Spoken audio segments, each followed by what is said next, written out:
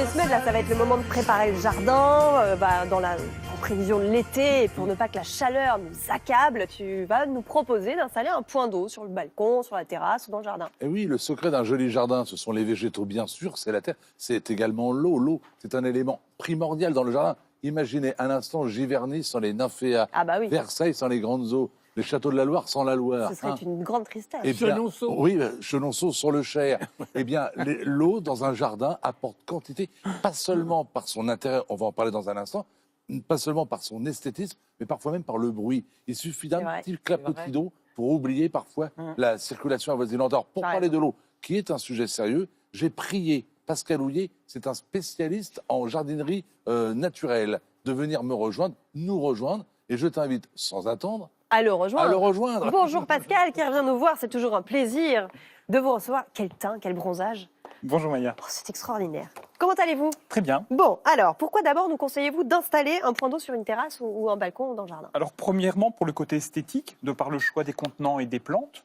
Après, une chose aussi importante, rafraîchir une terrasse. Simplement un petit jet d'eau dans un petit bassin rafraîchit vraiment l'atmosphère.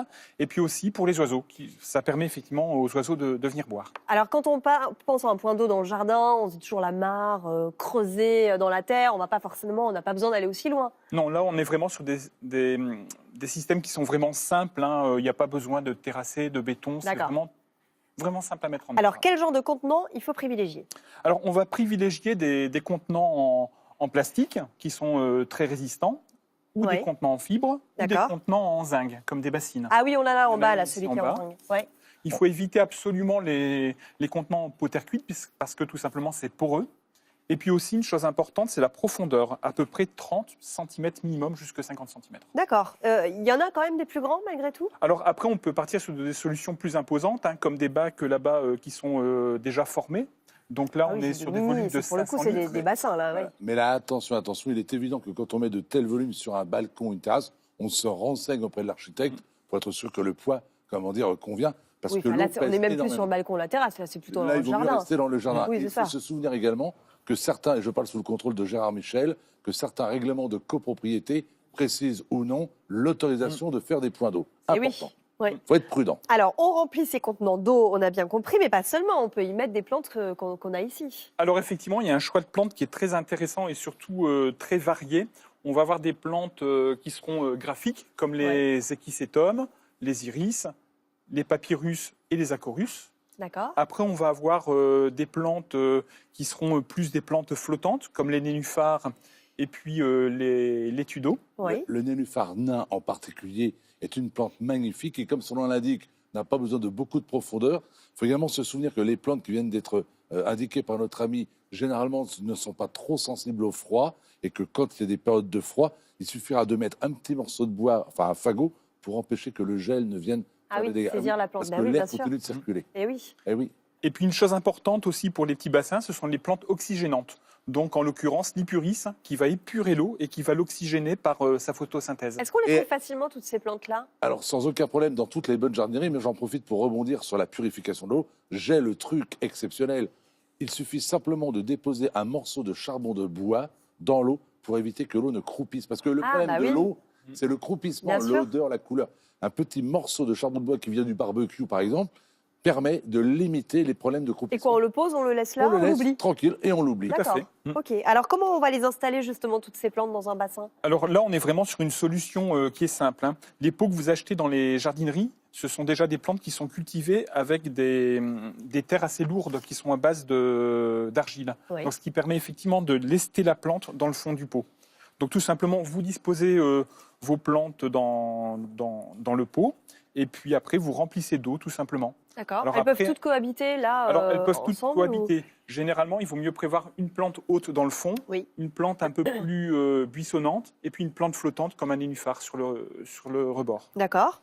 Et question entretien, comment ça se passe? Qu'elle ne manque jamais d'eau, bien évidemment, ça peut paraître stupide. Et puis se rappeler que l'eau est un élément précieux. Quand il y a des petites bestioles, au lieu de mettre des produits stupides, il suffit souvent d'immerger les feuilles pendant quelques temps sous l'eau pour détruire durablement les insectes qui viendraient les boulotter. Donc il n'y a pas beaucoup d'entretien. On se limitera à supprimer les branches mortes, enfin les feuilles mortes, pour des raisons d'esthétique. Mais c'est vrai que c'est un entretien relativement simple, qui ne demande pas quantité de de connaissances. Est-ce qu'il y en a beaucoup de place dans son jardin là? Est-ce qu'on peut installer une cascade, une fontaine? Alors, on Qu'est-ce peut que vous conseillez? installer des cascades, des jeux d'eau. Ouais. On peut Petit mettre Versailles, effectivement quoi. des lames, Bah des oui, lames d'eau. complètement, oui, les gars. Donc là, effectivement, c'est beaucoup plus d'installation. Ouais. Donc, il faut bien préparer son projet, puis se rapprocher d'un expert en C'est ça, jardinerie. ça coûte beaucoup plus cher. Là, déjà, on Ça est coûte- sur une autre Oui. dimension. Tout à fait. Bon, Oui, parce très qu'en bien. plus, il faut un système de filtration à Bah, l'extérieur. bien sûr. Bon, Mais c'est vrai que vraiment un balcon avec un petit point d'eau, ça intéresse les enfants, c'est joli, c'est pas très cher à créer et c'est véritablement une source de plaisir. eh ben, merci beaucoup, Pascal, Merci, d'être Maya. venu nous voir sur ce plateau. Et Alain, il y a quand même une dernière question. On parle que des avantages à avoir un point d'eau sur son balcon ou sa terrasse. Il y a quand même un gros inconvénient, c'est que l'été, on attire aussi beaucoup les moustiques. Alors j'étais persuadé que tu allais m'en parler. Ah C'est ouais. un petit peu... Non, le moustique, il vient d'ailleurs. Je peux vous garantir que s'il y a un petit peu d'eau, effectivement, il peut y avoir quelques moustiques. Si vous êtes dans un jardin, il peut y avoir aussi des batraciens, des grenouilles qui mangeront les moustiques. Non, il n'y a aucun problème, bien évidemment. Si vous avez une mare, oui, les moustiques risquent, bien entendu, de venir, mais il n'y a aucun danger pour la petite fontaine. Mais quand on te conseille l'été de sortir l'eau, même des pots ou des petites coupelles qui entourent les pots de fleurs et tout ça pour éloigner les moustiques. On Oui, c'est exagère- vrai, on tout à fait, exagère Maya, beaucoup, on dit ça tout le Mais temps. en éloignant les moustiques, vous éloignez également les libellules. Tu as déjà... Enfin, il y a regardez, plus de moustiques que de libellules Eh dans ben, mon jardin. dites-moi. pas tant que ça. Donc, rassurez-vous, c'est un petit peu comme les plantes avec des fleurs. On dit attention, ça attire les abeilles ou les guêpes.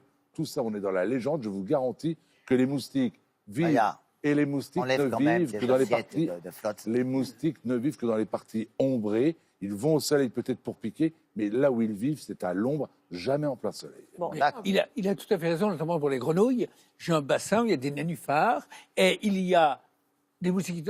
Ils disparaissent en une minute, les grenouilles les mangent. Et il y a le bruit des grenouilles au printemps, au moment de la reproduction des grenouilles, Maya. c'est très sympa. C'est toi qui Et as on installé attend des toujours grenouilles. qu'il nous invite pour un Maya. petit week-end, hein, Gérard. Ouais, ouais. Aimes-tu les hirondelles? J'adore les hirondelles De quoi se nourrissent-elles? de moustiques. donc. S'il n'y a plus de moustiques, il n'y aura Il n'y a plus plus d'hirondelles. d'hirondelles. non plus. Bon, d'accord, ok, très bien. Merci Alain.